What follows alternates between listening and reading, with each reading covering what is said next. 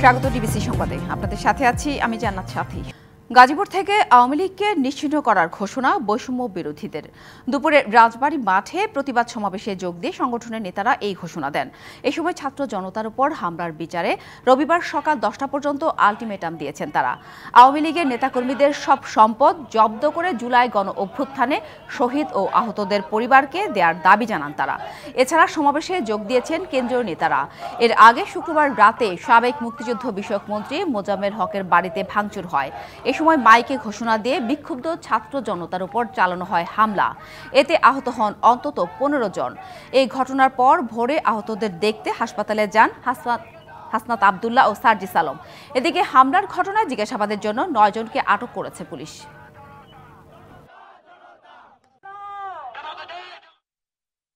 ইতিমধ্যে দাবি উত্থাপিত হয়েছে, অবিলম্বে যেসব জায়গায় গাজীপুরের মাটিতে 1 ইঞ্চিতে যেখানে আওয়ামী লীগের অস্তিত্ব আছে, কালকে সকাল 10টার মধ্যে সিলগালা করতে হবে।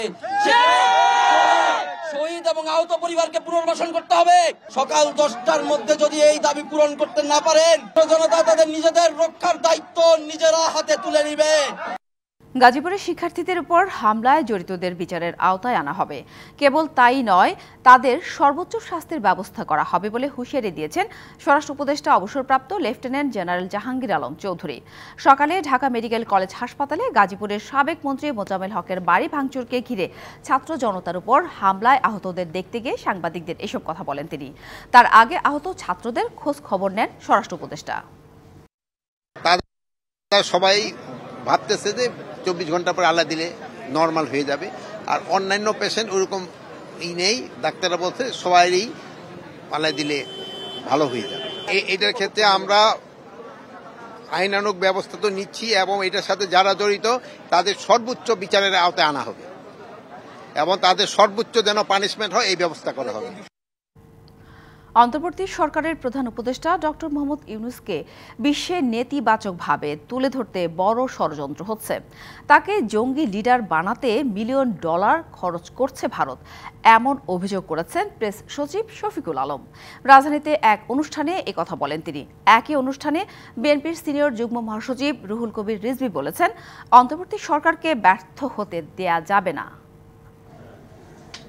24-এর গণঅভ্যুত্থানের সহিংসতার নানা চিত্রকর্ম নিয়ে বই দ্রোহের গ্রাফিতি। সেই বইয়ের প্রকাশনা উৎসবে যোগ দিয়ে প্রধান উপদেষ্টার প্রেস সচিব প্রধান উপদেষ্টার বরাত দিয়ে দেশবাসীকে শান্ত থাকার আহ্বান জানান। তিনি বলেন, দেশ আর এই সরকারের বিরুদ্ধে নানা অপপ্রচার চালাচ্ছে ভারত। ইউনূস হচ্ছে জঙ্গি লিডার। ইউনূসকে ঘিরে আছে কারা? জঙ্গি লিডার। এটা খুবই ওয়েল অর্কেস্ট্রেটেড ক্যাম্পেইন এবং এটা ইন্ডিয়ান মিডিয়াও এটার সাথে জড়িত। তারা $মিলিয়নস খরচ করছে এই হাসিনার অলিগার্কগুলো। ওয়ার্ল্ডে বুঝাইতে চাচ্ছে যেই তুমি যে এটাকে গণঅভ্যুত্থান বলতেছো, সেটা আসলে গণঅভ্যুত্থান না। বিএনপি সিনিয়র যুগ্ম মহাসচিব রুহুল কবির রিজভী বলেন, গণতান্ত্রিক দেশ হয়েও শেখ হাসিনার মতো ফ্যাসিস্টদের পক্ষে বয়ান তৈরি করছে ভারতীয় গণমাধ্যম। যে ভারতের মতো একটি গণতান্ত্রিক দেশে এমন নির্লজ্জের মতো ওখানকার মিডিয়া, কিছু সাংবাদিক ওই একই ধরনের বয়ান তৈরি করছে। শেখ হাসিনা যেমন করেছেন, সে এক ফ্যাসিস্টের পক্ষ অবলম্বন করে বয়ান তৈরি করছে। অন্যদিকে জাতীয় প্রেস ক্লাবে জাতীয় নির্বাচনের দাবিতে এক নাগরিক সভার আয়োজন করে জিয়াউর রহমান সমাজ কল্যাণ পরিষদ। এতে যোগ দিয়ে বিএনপির ভাইস চেয়ারম্যান শামসুজ্জামান দুদু বলেন, সরকারের দৈন্যতার কারণে দেশে অস্থিরতা তৈরি হচ্ছে। দেশ ক্রমে সম্ভাবনাময় একটি অবস্থা থেকে হতাশার দিকে যাচ্ছে। গাজীপুরে যে নির্দয় নির্মম ঘটনা ঘটেছে, এত সাহস তারা পায় কোথা থেকে? এই প্রশ্ন যদি কেউ করে, তাহলে এই সরকারের রাজনৈতিক দৈন্যতাই জনসম্মুখে প্রকট থেকে প্রকট করা। এ সময় দ্রুত নির্বাচনের রোডম্যাপ ঘোষণার দাবি জানান শামসুজ্জামান দুদু। কি করবে না সেটি বড় কথা। সাব্বির রোজ, ডিবিসি নিউজ, ঢাকা। পলাতক শেখ হাসিনা দেশকে অস্থিতিশীলের চেষ্টা করছেন, এমন অভিযোগ করেছেন বিএনপি মহাসচিব মির্জা ফখরুল ইসলাম আলমগীর। দেশে স্থিতিশীল পরিস্থিতি ফিরিয়ে আনতে দ্রুত নির্বাচন আয়োজনের তাগিদ দিয়ে তিনি বলেন, যারা নৈরাজ্য সৃষ্টি করছে তাদের কোনো গ্রহণযোগ্যতা নেই। যুক্তরাষ্ট্রের ওয়াশিংটন ডিসি, ভার্জিনিয়া ও মেরিল্যান্ড স্টেট বিএনপির আয়োজনে আলোচনা সভায় যোগ দেন বিএনপির মহাসচিব মির্জা ফখরুল ইসলাম আলমগীর। সভায় শেখ হাসিনার দুঃশাসন আর বিএনপির আগামীর পরিকল্পনা তুলে ধরেন মির্জা ফখরুল। এমনকি যারা রাজনীতি করতেন না, তাদেরও সে রেহাই ছিল। দেশের বর্তমান পরিস্থিতি ব্যাখ্যা করেন বিএনপির মহাসচিব। বলেন, এখন যারা নৈরাজ্য সৃষ্টি করছে তাদের গ্রহণযোগ্যতা নেই। ভারত তাকে আশ্রয় দিয়েছে। সেইখান থেকে প্রতি মুহূর্তে যারা পালিয়ে গেছে ভাবছে তাদের সকলকে নিয়ে চক্রান্ত করছে বাংলাদেশে আবার একটা নৈরাজ্য সৃষ্টি করা, অস্থিতিশীল সৃষ্টি করা, যাতে করে বাংলাদেশের আন্দোলনের যে বিজয় নষ্ট করা যায়। আমরা এখন যারা নৈরাজ্য সৃষ্টি করছে তারা বাংলাদেশের স্থিতিশীলতাকে নষ্ট করছে, বাংলাদেশের বিরুদ্ধে একটা অবস্থান নিচ্ছে, এটা আমরা মনে করি। শেখ হাসিনার বক্তব্য জুলাই আন্দোলনকে অপমানিত করেছে বলে মন্তব্য করেন মির্জা ফখরুল। বক্তৃতার মাধ্যমে জুলাই আন্দোলনে যারা করেছে রাজ্য জনগণ তাদেরকে অপমান করেছেন, অপমানিত কথাবার্তা বলেছেন এবং এই আন্দোলনকেও তিনি অপমান করেছেন। তরুণ সমাজকে রাজনীতি বিমুখ করার কারণে দেশে সংকট তৈরি হয়েছে। আগামীতে দেশ গড়ায় তরুণরা ভূমিকা রাখবে বলেও আশা প্রকাশ করেন বিএনপির মহাসচিব। অতি দ্রুত নির্বাচন, অংশগ্রহণমূলক একটা নির্বাচন, তার মধ্যে দিয়ে জনগণের প্রতিনিধিত্ব ছিল পার্লামেন্ট এবং সরকার গঠন করা হয়েছে। Farhana Juthi, DBC news, Dhaka. আগে 24-এর গণহত্যার বিচার, পরে অন্য কাজ, নইলে শহীদদের রক্তের সাথে বেইমানি হবে বলে সাফ জানিয়ে দিলেন জামায়াতে ইসলামের আমির ডাক্তার শফিকুর রহমান। যত দ্রুত সম্ভব সংস্কারের পরে নির্বাচনের দাবি জানাচ্ছেন দলটির নেতারা। ঢাকা ও কক্সবাজারে আলাদা অনুষ্ঠানে এসব কথা বলেন নেতারা। ইসলামী ছাত্র শিবিরের রাজধানীর ডিপ্লোমা ইঞ্জিনিয়ারিং ইনস্টিটিউটে ওয়ার্ড সভাপতি ও সেক্রেটারিদের নিয়ে শিক্ষা শিবিরের আয়োজন করে জামায়াতে ইসলামী ঢাকা মহানগর দক্ষিণ। জনগণ এখনো ভুলতে পারছে না। ভোটের পরিবেশ আনতে যতটুকু সময় দরকার তার মধ্যেই নির্বাচন দেওয়ার তাগিদ দেন নেতারা। বাংলাদেশে নির্বাচনের একটা পরিবেশ লাগবে, সেই পরিবেশ করতে যতটুকু সময় দরকার ততটুকু সময় সরকারকে দেওয়া দরকার। সংস্কারের নামে দীর্ঘসূত্রিতা, এটাও কিন্তু একটা ষড়যন্ত্র হবে। এদেশের জনগণ ঐক্যবদ্ধ আছে। আওয়ামী লীগ, ছাত্রলীগ, যুবলীগের কোন সন্ত্রাসীকে রাস্তায় কোন ধরনের সন্ত্রাসী কার্যক্রম করার সুযোগ দেয়া হবে না। এদিকে কক্সবাজারে দলীয় কর্মী সম্মেলনে জামায়াতের আমির বলেন, 24-এর গণহত্যার বিচার না হলে শহীদের রক্তের সাথে বেইমানি হবে। আমাদের হাজারো হাজার সন্তান যারা খুন হলো, গুম হলো, পঙ্গু হলো, তাদের জীবন, রক্ত এর প্রতি একটু সম্মান দেখান। এদেরকে অপমান করবেন না। শহীদের আত্মা অভিশাপ দিবে, পঙ্গু আহতদের আত্মা অভিশাপ দিবে, আল্লাহর আসমান থেকে অভিশাপ নেমে আসবে। এ কাজ করবেন না। এ কাজ থেকে নিজেদেরকে বিরত রাখুন, মানুষকে শান্তিতে থাকতে দিন। প্রায় 16 বছর পর কক্সবাজারে প্রকাশ্যে কর্মী সম্মেলন করেছে জামায়াতে ইসলামী। দীর্ঘদিন পর সম্মেলন পেয়ে উচ্ছ্বসিত নেতাকর্মীরা। Bijan Kumar Das, DBC news, Dhaka. 3 দিন পরও উৎসুক মানুষের ভিড় কমছে না ধানমন্ডি 32 নম্বরের ধ্বংসপ্রাপ্ত বাড়ির সামনে থেকে। ক্ষুব্ধ মানুষ বলছেন, দেশে আর যেন কোনো ফ্যাসিবাদী শক্তির জন্ম না হয়। এই বাড়ি সম্পূর্ণ গুড়িয়ে না দেয়া পর্যন্ত তাদের ক্ষোভ থামবে না। 5 ফেব্রুয়ারি রাতে ছাত্র জনতা ভেঙে দেয় 32 নম্বরের ঐতিহাসিক বাড়িটি। ওই রাতেই আগুন দেয়া হয় ধানমন্ডিতে আওয়ামী লীগ সভাপতি শেখ হাসিনার বাসভবন সুধা সদনে। ক্ষোভের মুখে ধানমন্ডি 32 নম্বরে শেখ মুজিবুর রহমানের এই বাড়িটি ভেঙে গুড়িয়ে দেয় ছাত্র জনতা। ধ্বংসস্তূপে পরিণত করার 3 দিন পরও এখানে উৎসুক জনতার ভিড় বাড়ছেই। শনিবার সকাল থেকেই দেশের বিভিন্ন প্রান্ত থেকে আসার লোকজন জড়ো হন এখানে। আওয়ামী লীগের ফেসিবাদী কর্মকাণ্ডে তীব্র ক্ষোভ জানান তারা। শুধু বাংলাদেশের নেতা ছিলেন, উনি ছিলেন উপমহাদেশের একজন জননেতা ছিলেন। এখন এটা হলো কেন? আজকের এই পরিস্থিতির জন্য দায়ী কে? ওনার মেয়ে শেখ হাসিনা। বারে বারে দাম্ভিকতা দেখাবেই করবে। ছাত্র এটার কর্মফলটা দেখা দিচ্ছে যে ভবিষ্যতে এই ধরনের যাতে কেউ সৃষ্টি না হতে পারে। এই ধ্বংসস্তূপ শেখ হাসিনার কর্মফল উল্লেখ করে উৎসুক জনতা বলেন, আওয়ামী লীগের চিহ্ন রাখা হবে না এই দেশে। মানুষের জানমাল নিয়ে ইন্ডিয়ায় বসে এই দেশে বিভিন্ন ধরনের ষড়যন্ত্রে লিপ্ত হচ্ছে। এরকম করা উচিত না। কখনো কারো স্বৈরশাসক হইলে দেশের মানুষ তার পরিণতি এইভাবেই দিবে তাকে। বলেন, বিগত 15 বছরে শেখ হাসিনার ফেসিবাদী আচরণ, জুলুম, নির্যাতন ও গুম খুনের ঘটনায় মানুষের মধ্যে ক্ষোভ তৈরি হয়েছে। বলেন, ভবিষ্যতে কেউ এদেশে স্বৈরাচার হওয়ার চেষ্টা করলে তাদের পরিণতি হবে এমন। জনগণের আক্রোশ এই পুরা ধানমন্ডি 32কে গুড়িয়ে দেওয়ার মাধ্যমে তাদের ক্ষোভের বহিঃপ্রকাশ ঘটছে। দেখতে দেওয়া যায় বিরসি তো খারাপই লাগে, কিন্তু খারাপ লাগলে তো কিছু করার নাই, সে তো মানুষের ভালো করে নাই। বুধবার পলাতক শেখ হাসিনার একটি বক্তব্যকে কেন্দ্র করে ধানমন্ডি 32 নম্বরে শেখ মুজিবুর রহমানের বাড়িটি ভাঙতে শুরু করে ছাত্র জনতা। আগুন দেওয়া হয় ধানমন্ডিতে শেখ হাসিনার বাসভবন সুধা সদনেও। Bijan Kumar Das, DBC news, Dhaka. বিপুল প্রত্যাশার বিপরীতে বর্তমান সরকারের অর্জনের জায়গা নিয়ে তৈরি হয়েছে প্রশ্ন। রাজনীতি, কূটনীতি, অর্থনীতি, আইন শৃঙ্খলা সব ক্ষেত্রেই সরকারের অর্জনের পাল্লা হালকা হচ্ছে। বিশ্লেষকরা বলছেন, এখনই সময় নির্বাচনের রোডম্যাপ ঘোষণা করে অন্তর্বর্তী সরকারের দায়িত্ব সুষ্ঠুভাবে পালন করার। ছাত্র জনতার অভ্যুত্থানে হাসিনা সরকারের পতনের পর একের পর এক চ্যালেঞ্জের মুখে পড়ছে অন্তর্বর্তী সরকার। বিশ্লেষকরা বলছেন, চ্যালেঞ্জ কয়েক প্রকারের। অন্তর্বর্তী সরকারের সামনে চ্যালেঞ্জগুলো হলো, এখনও পূর্ণাঙ্গ তালিকা হয়নি জুলাইয়ের শহীদদের এবং তাদের চিকিৎসা হয়নি। রাজনৈতিক সংকট ক্রমেই ঘনীভূত হচ্ছে। ব্যবসা বাণিজ্যে ফেরেনি স্বস্তি দেবার মতো খবর।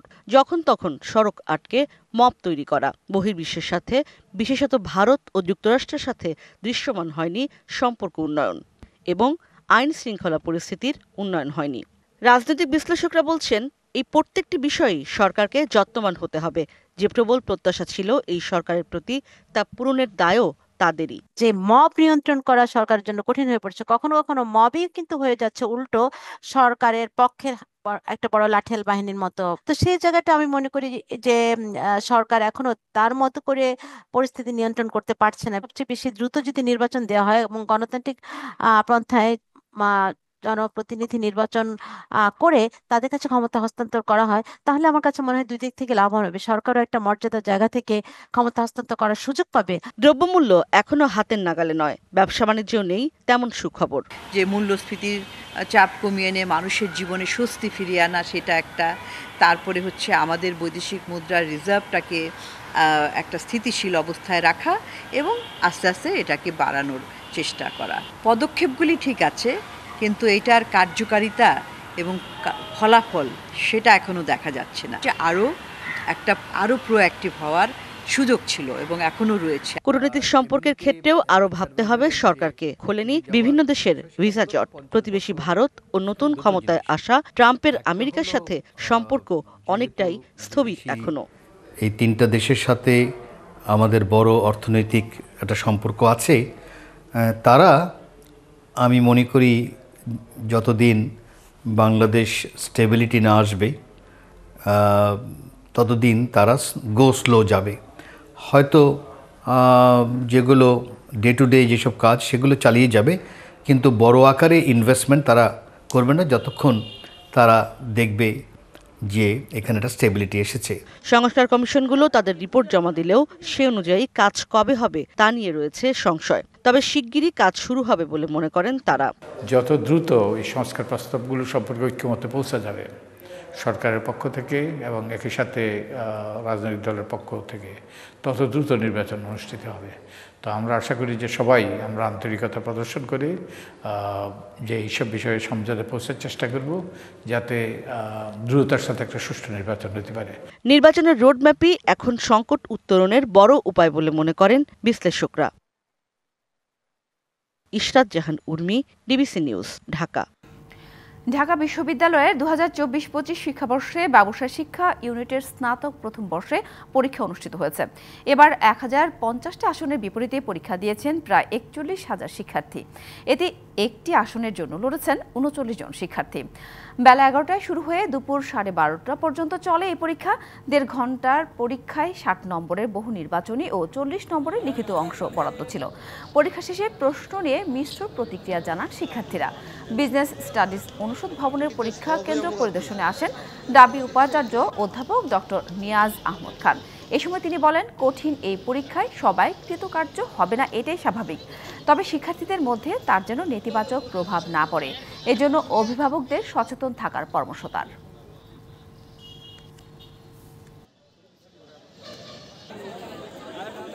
কালের বিবর্তনে বিলীন হয়ে গেছে অনেক ভাষা, হারিয়ে গেছে শিল্প, সাহিত্য ও বীরত্ব গাথা ইতিহাস। ঠিক তেমনি চর্চা ও পৃষ্ঠপোষকতার অভাবে বিলুপ্তির পথে হাজং ভাষা। ব্যক্তি উদ্যোগে হাজং ভাষা রক্ষায় অসম লড়াইয়ে নেমেছেন অন্তর হাজং নামে এক যুবক, যদিও তার প্রচেষ্টা প্রয়োজনের তুলনায় অপ্রতুল। মাতৃভাষা রক্ষায় সরকারি পদক্ষেপ চান হাজং সম্প্রদায়ের লোকজন। নেত্রকোনার সীমান্তবর্তী দুর্গাপুর, কর্মাকান্দা উপজেলা ও ময়মনসিংহ, শেরপুর, সুনামগঞ্জের পাহাড়ি এলাকায় হাজং জনগোষ্ঠীর বাস। এই জনগোষ্ঠী রয়েছে বিপ্লবগাথা, সংগ্রামী ইতিহাস ও নিজস্ব ভাষা সংস্কৃতি। বাংলাদেশের 101টি গ্রামে প্রায় 20,000 হাজং ভাষাভাষী লোক রয়েছে, কিন্তু সংরক্ষণ ও পাঠ্যপুস্তকে তাদের ভাষা লিপিবদ্ধ না হওয়ায় হাজং ভাষা দিন দিন বিলীন হতে চলেছে।